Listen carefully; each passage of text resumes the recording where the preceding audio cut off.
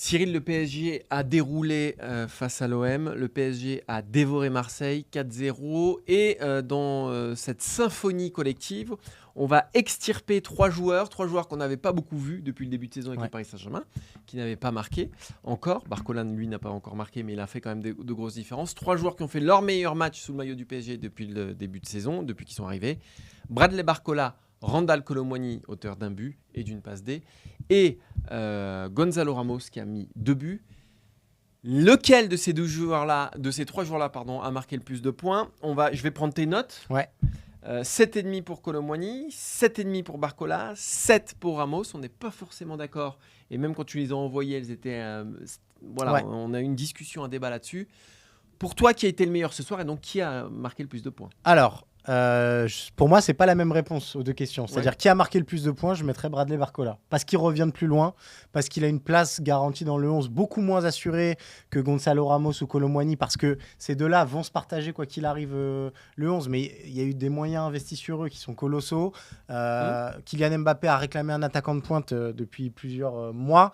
Donc, on va les voir cette saison. Bradley Barcola, quand il est arrivé en fin de mercato, on se disait, il y a quand même beaucoup de monde, on va pas beaucoup le voir. À quoi il va servir? Et Luis Enrique a fait un choix fort de le mettre dans ce 4-2-4 à gauche, et il a montré énormément de personnalité, énormément d'envie. Il a apporté, je pense, que tout ce que demandait Luis Enrique. Et d'ailleurs, il est sorti sous la standing ovation du Parc des Princes, mais sous les applaudissements de son entraîneur. Donc je pense qu'il a marqué beaucoup de points dans une optique long terme dans ce marathon que sera la saison parisienne, en étant une vraie option. Après, sur le match en tant que tel, et pour revenir au débat Ramos-Kolo Muani, j'ai eu beaucoup de mal à juger le match de Gonzalo Ramos. On n'a pas découvert grand-chose de plus de lui, si ce n'est que c'est un vrai buteur racé. Voilà, et qui marque, il n'avait pas Bien marqué sûr. jusqu'ici. Donc il on a n'avait pas découvert marqué ça. jusqu'ici, bien sûr, mais on se doutait que ça viendrait. C'est un buteur qui marquait déjà au Portugal. On voyait mal pourquoi il resterait bloqué complètement au Paris Saint-Germain. Mais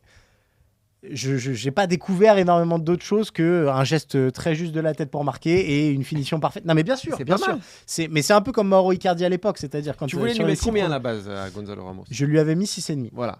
Moi, je t'ai trouvé très sévère parce que moi c'est celui à qui j'aurais peut-être mis la meilleure note des 3 parce que il fait exactement ce pourquoi Paris l'a engagé, c'est-à-dire marquer 2 buts. Marquer 2 buts qui sont pas faciles à mettre, c'est-à-dire c'est pas le but de Kolo Muani. Non, bien sûr. C'est pas le but de Kolo Muani. Il fait pas la différence de Kolo Muani, il fait pas la différence de Barcola. C'est pas du tout le registre dans lequel on l'attend. Tout à fait. On l'attend dans le registre marquer, faire gagner son équipe. Barcola a fait un très très bon match. Il n'a pas fait une passe D, il n'a pas marqué un but. Ça compte au moment de tirer le bilan d'une rencontre quand on est attaquant. Ouais, mais paradoxalement, Ousmane Dembélé, à qui on a mis 6 ou 6,5, je crois, a une passe décisive, mais il fait un moins bon match que Bradley Barcola. Oui, il fait un moins bon. Tout à fait. Non, mais l'aspect décisif n'est pas l'alpha et l'oméga. C'est pas l'alpha et l'oméga, mais il y a un coefficient quand même énorme pour moi. Et c'est pour ça que pour moi, Kolo Muani aussi a fait un meilleur match que Barcola. Parce qu'il marque, parce qu'il fait une passe décisive, parce qu'il fait 20 dernières minutes de feu. Ouais, voilà.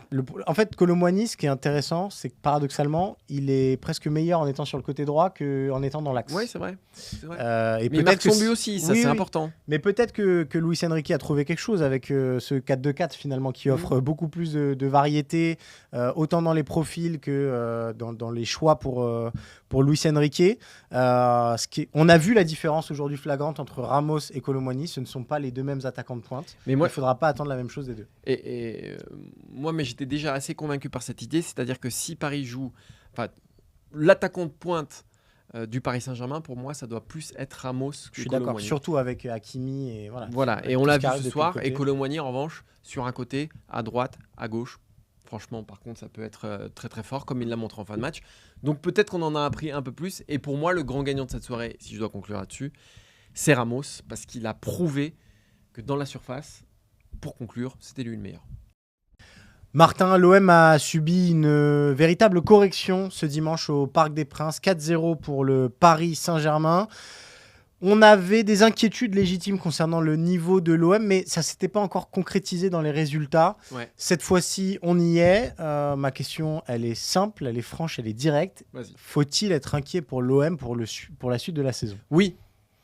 Voilà. Et t'en penses quoi, toi? Non, mais oui, évidemment qu'il faut être inquiet. Parce que comme tu l'as dit, jusqu'ici, Marseille n'avait pas perdu, mais avait montré quand même des vraies limites, et notamment dans l'envie, dans sa capacité aussi à se créer des occasions. Ouais. Et là, ce soir, c'était criant parce que ce soir, il n'y a pas eu la réussite qui accompagnait les hommes de Marcelinho jusqu'ici et aujourd'hui les hommes de Pancho Abardonado. 4-0 et il n'y a pas eu photo entre Paris et Marseille. Il y a un écart qui est gigantesque. Ça, on ne l'apprend pas aujourd'hui. Parce qu'au fond, oui, l'écart il est gigantesque déjà sur la feuille de match. Mais là, il y a tout qui a basculé du côté du Paris Saint-Germain, l'engagement, l'agressivité, mais tout, absolument tout, derrière, devant, au milieu. Et c'est hyper inquiétant pour cet Olympique de Marseille, parce qu'au-delà de tout ce qui se passe en dehors, c'est-à-dire Longoria, tout ça, je ne sais pas si ça a déstabilisé les joueurs. Peut-être. Mais je pense que le mal est encore plus profond que ça quand on voit la prestation de certains joueurs depuis le début de saison. Hein. Je pense à Aubameyang notamment, qui est qui doit être un des fers de lance de cette équipe-là et qui n'y arrive pas. Je pense au milieu de terrain avec Rongier et Verretou. En fait, c'est simple, disparu. Tous les cadres qu'on attendait. Mbemba, Kata, Klose, très compliqué ce soir. Ouais. Le milieu de terrain Verretou, Rongier, qui était censé être une assurance, c'est complètement noyé. Et Aubameyang, comme tu le disais, voilà. Donc une colonne vertébrale quand même très importante qui disparaît. Mais si c'était que ce soir. C'est-à-dire que on se dirait ils en prennent 4 au parc, c'est pas les seuls. Mais il y a une semaine, Nice a été plutôt à trouver des solutions face au Paris Saint-Germain. Il y a d'autres équipes qui ont trouvé des solutions face au Paris Saint-Germain et qui ont même parfois perdu, mais qui, je pense à Lens, c'était quand même moins criant.